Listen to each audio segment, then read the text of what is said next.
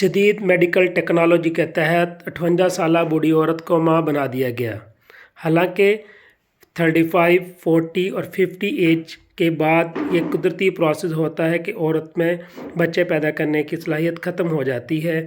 इनमें अगर होता भी है तो 100 में 5% फ़ीमेल में ये प्रोसेस चलता रहता है और बाकी जो है वो प्रोसेस बंद हो जाता है। ये जो बच्चा पैदा किया गया ये IVF प्रोसेस के तहत पैदा किया गया। इक्चर्न कोर्सिंग यानी 58 साला बूढ़ी औरत में ये प्रोसेस किया गया। IVF प्रोसेस के तहत बच्चा पैदा किया गया। ये चरण कौर जो सिद्धू मूसेवाला की मां है, ये मशहूर सिंगर गुलकार सिद्धू मूसेवाला की मां चरण कौर है, जिसमें ये IVF का प्रोसेस किया गया और ये बच्चा पैदा किया गया।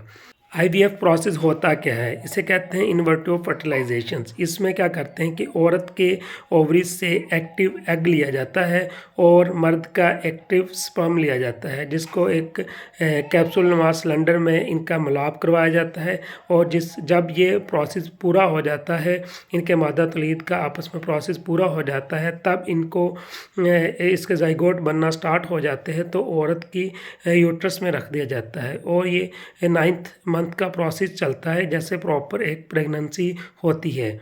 और ये जब ये बच्चा पैदा हुआ चनकौर सिंह के यहाँ यानी सिद्धू मूसेवाला का भाई, और उसके बाद कुछ लोगों ने ये कहना स्टार्ट कर दिया कि ये एक मुआवजा हो गया, यानी इनके बूढ़े माँ बाप को अल्लाह ताला ने एक बच्चा नवाज दिया। ये हालांकि मुआवजा नहीं होता। मुआवजा वो होता है जहाँ पे बंदे की सोच और काम करना छोड़ दे, उसे मुआवजा कहते हैं। हाँ, अगर इनका मिलाप कुदरती तौर पे होता, यानी इनका बलकौर सिंह यानी सिद्धू मूसेवाला का बाप और उसकी मां कुदरती तौर पर मिलाप करते, उनका जो प्रोसेस होता, जो बच्चा पैदा होता, में भी वो मुआवजे में तस्वर किया था। इन्होंने जदीद टेक्नोलॉजी का फ़ायदा उठाया, यानी IVF प्रोसेस के तहत बच्चा पैदा किया गया।